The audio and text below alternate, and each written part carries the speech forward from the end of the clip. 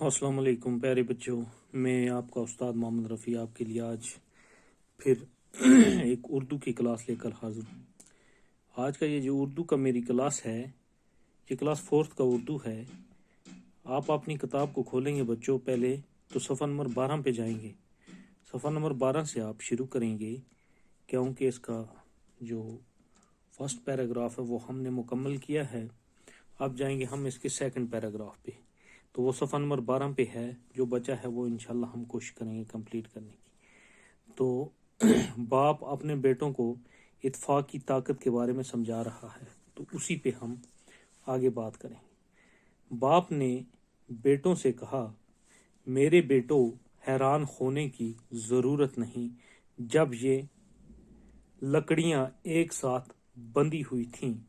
یعنی باپ کہتا ہے بیٹوں کو، میرے بیٹوں حیران ہونے کی کوئی ضرورت نہیں ہے، کیونکہ جب تک یہ لکڑیاں آپس میں بندھی ہوئی تھیں تو مضبوط تھیں، یہ گٹھا بڑا مضبوط تھا، آپ نے نہ توڑ سکا یہ۔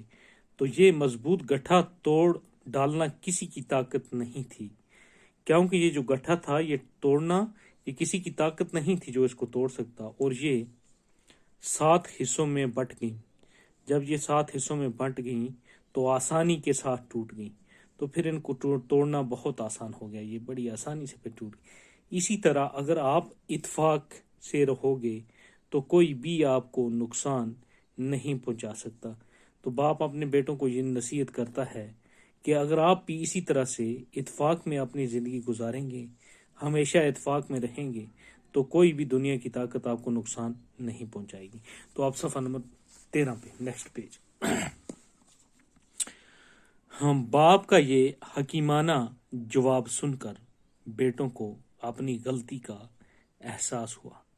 یعنی باپ کا یہ جو حکیمانہ تجربہ تھا، یہ حکمت بری بات جو تھی، جب یہ سب بیٹوں نے سنی تو ان کو اپنی اس غلطی کا احساس ہو گیا کہ ہم کیوں ایک دوسرے سے لڑ جھگڑ رہے ہیں، اور وہ مل جل کر رہنے لگے۔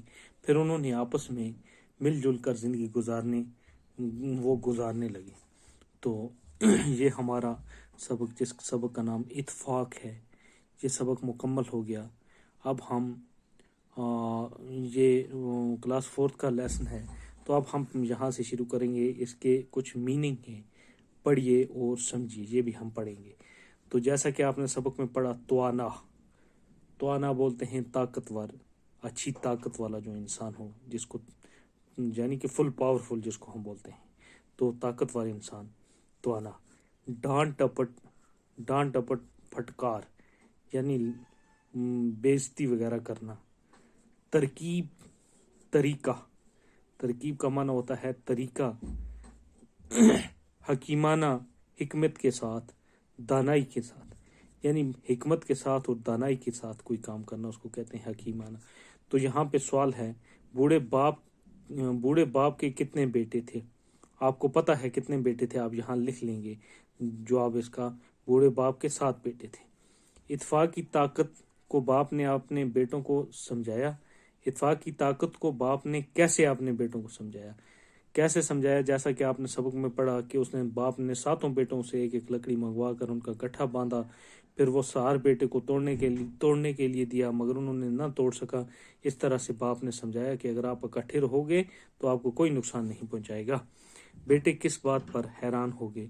بیٹے باپ کے اس حکیمانہ جو یہ بات تھی، یہ جو حکمت بری جو ترکیب تھی، اس کو دیکھ کر بہت حیران ہوئے۔ اس کہانی سے کیا نصیحت ملتی ہے؟ اس کہانی سے یہ نصیحت ملتی ہے کہ ہمیں بھی اتفاق سے زندگی گزارنی چاہیے، مل جل کر رہنا چاہیے، تاکہ ہمیں بھی کوئی نقصان نہ پہنچا سکے۔ باقی والسلام۔